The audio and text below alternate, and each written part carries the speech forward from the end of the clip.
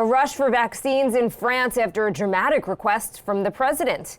Why is it so hard to buy a used car right now? And a new journey to the Titanic before it vanishes for good. Wednesday Need to Know. Let's go.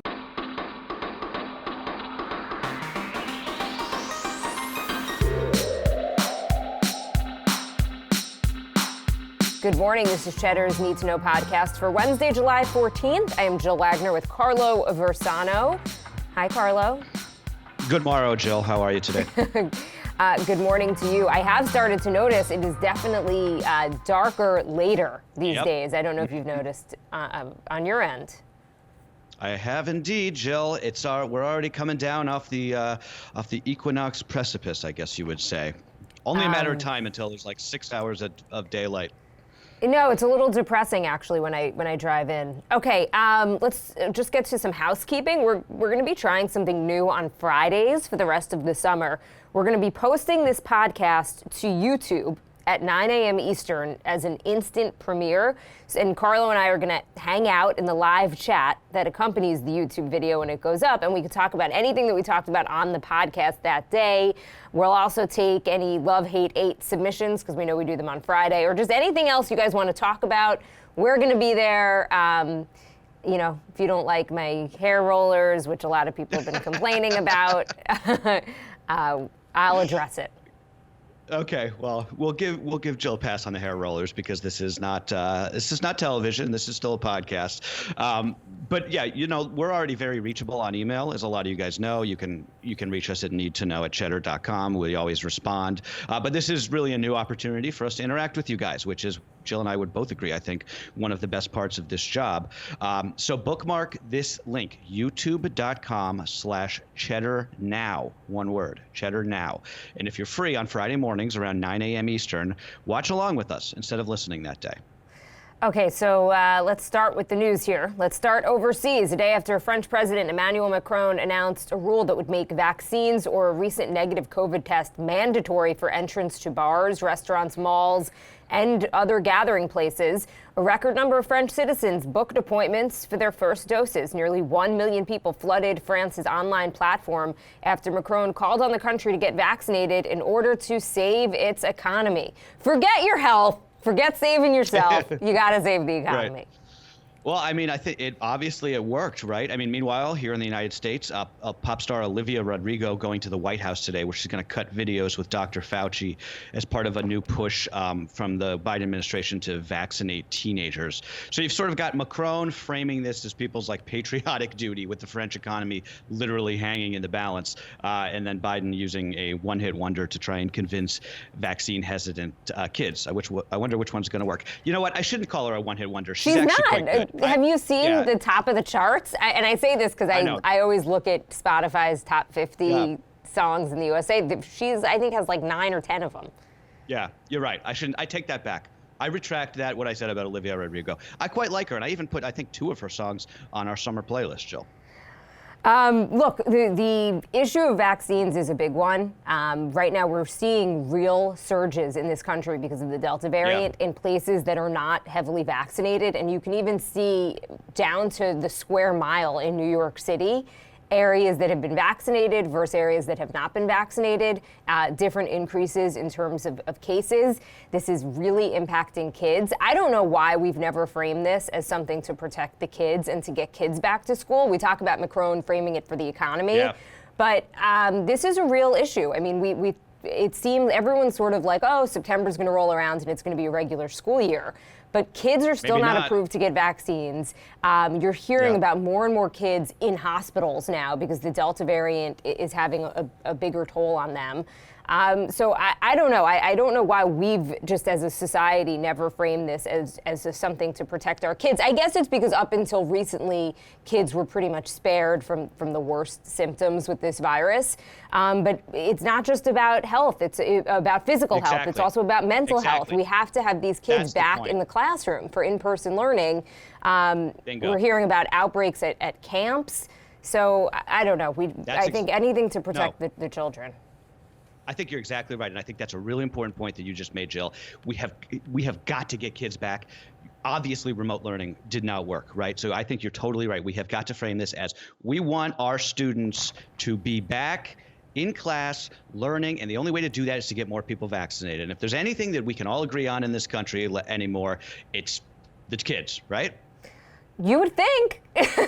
You'd hope. President Biden speaking out forcefully on the topic of voting rights, using the bully pulpit of the presidency to frame restrictive new voting laws led by Republicans as, quote, the most significant test of democracy since the Civil War. He also says to GOP lawmakers, have you no shame? Beyond the harsh words, Biden and Democrats don't really have much in the way of blocking those state laws, except for maybe those 2 federal voting bills that don't really look like they're going to get passed unless we get rid of the filibuster.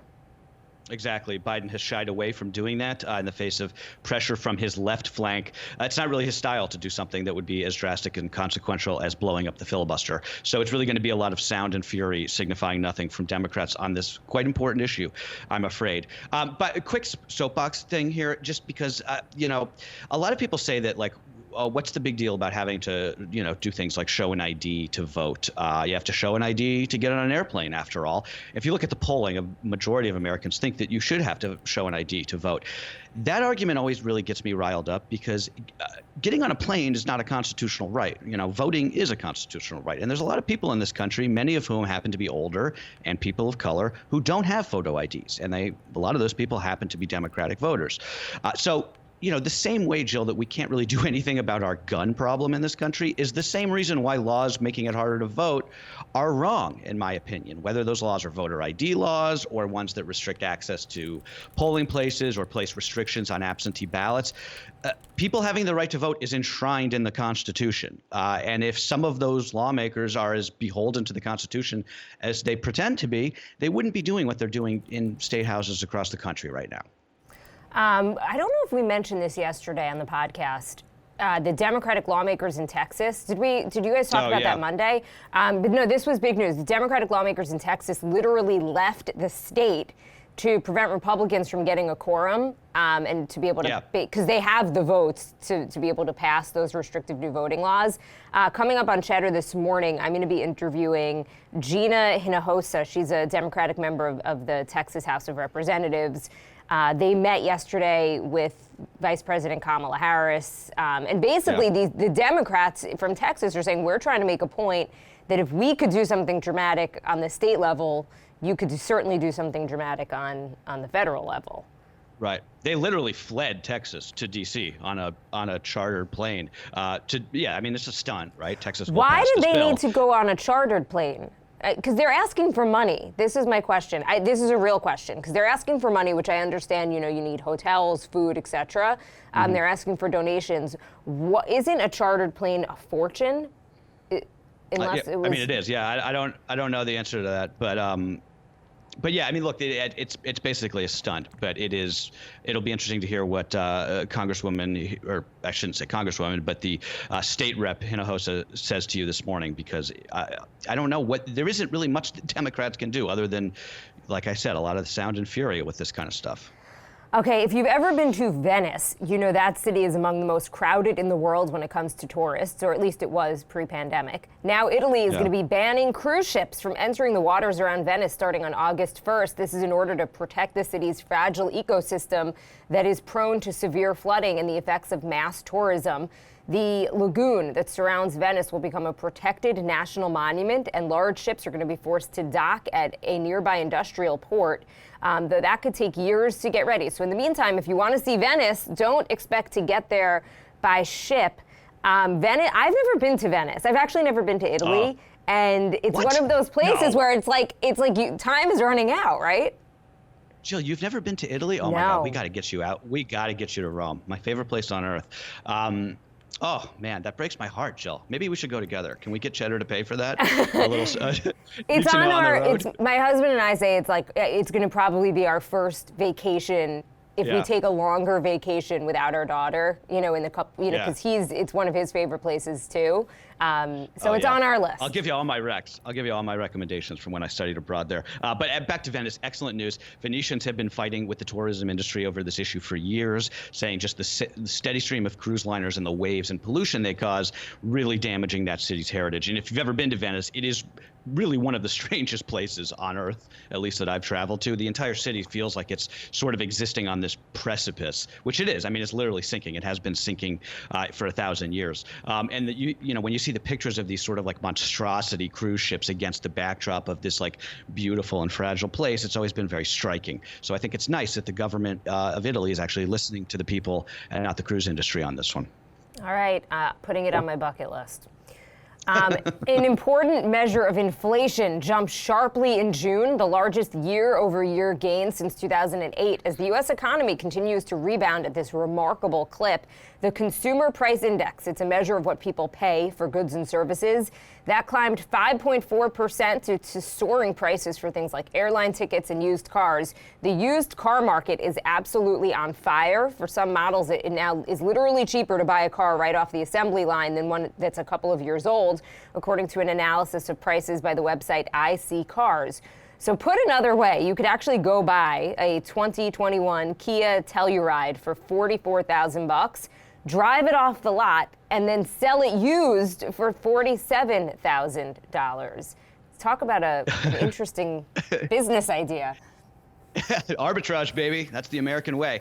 The key being, of course, if you could find one. The reason this is happening is because a lot of new cars, they just can't be found because of this ongoing semiconductor shortage that we've been talking about forever. Meanwhile, used cars, just by definition, are more available. But yeah, everything is crazy town, right? Down is up is down. By the way, speaking of, on the lumber beat, lumber prices down 55%. Wiping out the entire gains for 2021. That's a sign, I think, that things are starting to really self-correct, at least in the commodity space. So if you've got a big house lumber project that needs doing, now may be the time, especially because wildfire season tends to actually spike lumber futures, and we are having and going to have quite a bad one. I think you raised the right question here, which is when are prices going to come down? So it's good that we're starting to see that with lumber. Mm-hmm. Food prices for things like fruit also way up.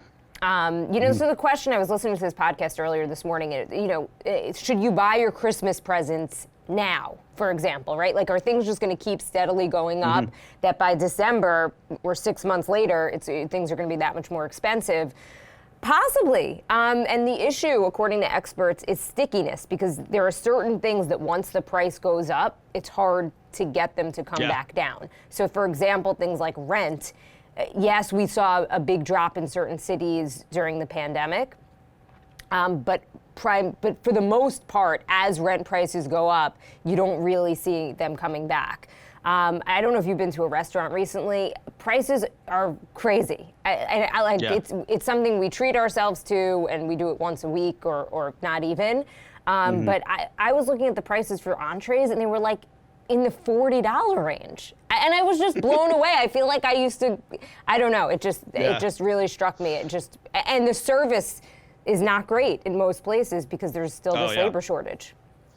Service is actually terrible just about everywhere. I took an Uber yesterday to work, Jill. It's $30. It used to be like 15. So no question that prices are up just about everywhere. By the way, just on rent, I was actually checking out the building that we moved from, one of these sort of like big buildings that, pretty new construction. Right. So in the middle of COVID, they were offering 3 months free on new rents. That is now completely over. There's no more incentives. So I suspect that you're seeing that elsewhere. So I'm personally glad that we got our new place when we did, because we probably wouldn't be able to afford it now.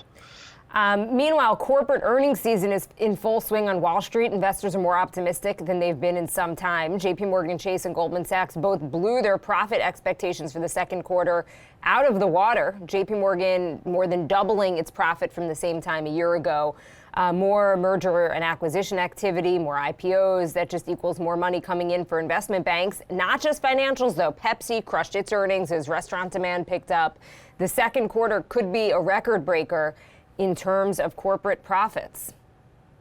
If you've been following the market, the Dow closing in on 35,000, the broader stock market trading at or near record highs. The S&P is up 20% year to date. So yes, things are more expensive at the grocery store and just about everywhere. I don't want to downplay that, but if it makes you feel any better, take a look at your 401k because it's crushing it right now. We talk about the K-shaped recovery. And this is part of the problem is that you and I have 401ks, but a lot of people don't. Right. Sure. And one of the good things that happened is that a lot of young people did start to get into the stock market during the pandemic. But that's still not the majority of Americans that have money in the markets. So it just points again to this kind of K-shaped recovery, and it's a tale of two economies right now. Yeah, the stock market's important, but it's certainly not the most important or the only metric by which to judge the economic recovery. An Olympic update now. First Lady Jill Biden will lead the U.S. delegation to Tokyo later this month, although spectators are still not going to be allowed to attend games. They are making exceptions for heads of state. Meanwhile, the U.S. men's basketball team blew out Argentina 108-80 in exhibition play last night. This win, a much-needed boost for Team USA coming off these back-to-back losses against Nigeria and Australia. That doubles the number of exhibition games the so-called Dream Team has lost since 1992 when NBA players were first allowed to compete. I felt bad for these guys. They were getting so much hate on social media for losing those two games. But it's like these players are so exhausted, right? They're coming off this crazy NBA season, which is still going, by the way. So just give them time to adjust. I think they'll still win gold. I think, we still have the best basketball players in the world. At least I hope. Maybe a dumb question, but what is the exhibition games? Are they to figure out kind of the ranking of who plays who? What is the significance of the exhibition games? I actually don't know the answer to that. Does somebody else? Can they email us in? I think it has to do with rankings, but I think it's also like just sort of preseason games just to get these guys sort of jiving together, right? Gotcha. Yeah, I was just wondering if it actually matters. If these exhibition games are going to have any sort of impact. No, they don't really. Yeah. The Olympics, no. The Emmy nominations are out for a year in which a lot of us watched a record amount of television. HBO retook the top spot in terms of total nominations, beating out Netflix by a hair. So by shows, The Mandalorian and The Crown scored the most nominations, 24 apiece, followed by WandaVision with 23. And it's the first time that the top three most nominated shows came from streamers. By the way, another first, Pose star MJ Rodriguez got a lead acting nod. It's a first for a trans woman. That show, the Emmys, airs on CBS on September 19th. Cedric the Entertainer will be host. I hope Crown wins for that last season with Margaret Thatcher. I still think that was so good. And I thank you, Jill, because you got me onto it. But let's talk a little. And you're watching The Snubs. Wire, right? You've started? Oh, yeah. Oh yeah, we're well. First of all, we've only watched a couple episodes because again, the HBO Max app, at least on my TV, basically doesn't work. So like we'll sit down to watch it, and then we can't, and then the baby starts crying. But anyway, yes, we are watching it, and I love it so far. We're about 3 or 4 episodes in. But back to the Emmys. Let's talk a little snubs and surprises here. Hamilton got a nomination for Best Variety Special, which is kind of ridiculous because it was essentially a filmed theatrical performance. Nicole Kidman snubbed for The Undoing. I love that show. Her co-star Hugh Grant was nominated, though. That's a little spicy. American Idol shut out of the competition category. Seth Meyers, Jimmy Fallon, Samantha Bee, and James Corden all left out of the talk show category. And Emily in Paris somehow got nominated for Best Comedy Series, even if you remember after its Golden Globe nominations led to basically an all-out bribery scandal that helped take down the Hollywood Foreign Press. I couldn't get through that show. I thought it was so incredibly corny. Maybe I'll give it a shot if I need something. Quibi got a bunch of nominations, which we know Quibi is no longer. The zombie corpse of Quibi rises again, yes. Ted Lasso got a bunch. I was happy about that. Reggae John Page from Bridgerton, he got nominated, even though he's not coming back for the next season. Yeah. A Handsome couple of guy. things. The most handsome. Of course, mine is my husband. Okay, and finally, the Titanic slowly vanishing from the bottom of the Atlantic Ocean, the victim of metal-eating bacteria that's been eating away at the ship's hull for almost 110 years. This week, the undersea exploration company OceanGate sent a team of scientists 12,500 feet below to digitally map what's left of the world's most famous shipwreck. The crew took photos of never-before-seen artifacts, including a stained glass window and a piece of floor tile. More of these trips are planned before what's left of the wreck disintegrates into the sea. I feel like you love Titanic stories, Carlo, so I appreciate you putting this in today. Does nobody else? I sent this around to people yesterday. I was like, new Titanic pictures, and I was met by crickets. Maybe it's just me. I don't know. Jill, speaking of Titanic, there are two types of people in the world, right? There are those who think erroneously that Jack could have fit on the door with Rose, and there are those who correctly know that that would have caused the whole door to sink, thus killing them both. And what he did was the honorable thing, saving the life of the woman he loved after that terrible wreck. I used to be in the second camp. I'm now in the first, where I've gone back and watched it, and I'm like, he could have gotten on there too. It would have sunk. It would have sunk. These are life's big questions. That is what you need to know for Wednesday, July 14th. Have a good one, guys.